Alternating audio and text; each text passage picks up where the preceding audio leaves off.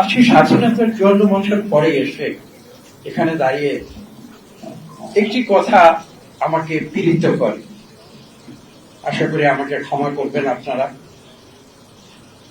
সেটা হচ্ছে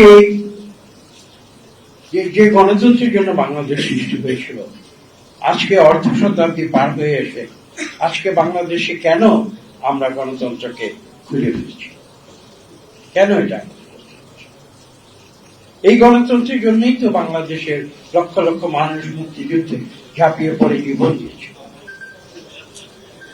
এবং যখন এই দেশের মানুষ একটি পর্যায়ে বুঝতে পেরেছিল যে পাকিস্তানের অবকাঠামোর ভেতরে কোনোদিন গণতন্ত্র সম্ভব নয়, এবং পাশাপাশি আরো একটি বিষয় ছিল, সেটি ছিল অর্থনৈতিক যে মুক্তি, দরিদ্র মানুষের যে অর্থনীতির যে অধিকার, মানুষের যে বেঁচে থাকার অধিকার তৎকালীন পূর্ব পাকিস্তানে, সেটি ছিল দ্বিতীয় বিষয়, যে কারণে স্বাধীনতার সংগ্রাম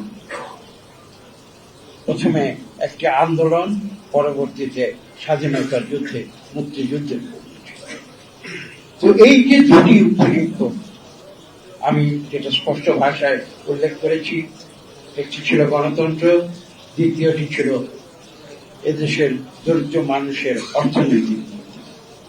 আমার প্রশ্ন হচ্ছে যে আজ স্বাধীনতার 54 বছর পরে এসে কেন আমরা সেই দুটি যে লক্ষ্যবস্তু, সেটিকে কেন এখনো খুঁজে ফিরছি, আমরা কেন সেটি এখনো অর্জন করতে পারছি?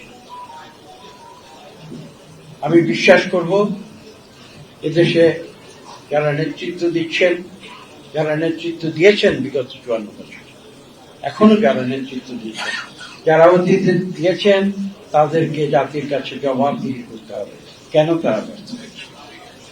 এবং ভবিষ্যতে যারা নেতৃত্ব, আমি বিশ্বাস করব তারা জাতিকে এই আশ্বাস তারা দিতে প্রস্তুত যে আগামীতে বাংলাদেশ সৃষ্টির পেছনে যে দুটি গুরুত্বপূর্ণ যে উদ্দেশ্য এবং আদর্শ ছিল, সেটি তারা বাস্তবায়িত করবেন।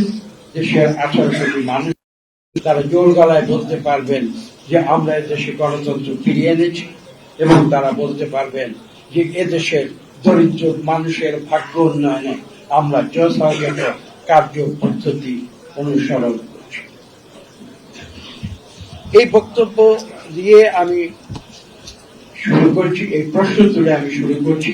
এই প্রশ্নের উত্তরও আমি এখন আপনাদের দিতে চাই। সেটা হচ্ছে এই যে আমরা যদি পৃথিবীর ইতিহাস পর্যালোচনা করি, তাহলে একটি জিনিস কিন্তু আমাদের সামনে স্পষ্ট হয়ে আসবে।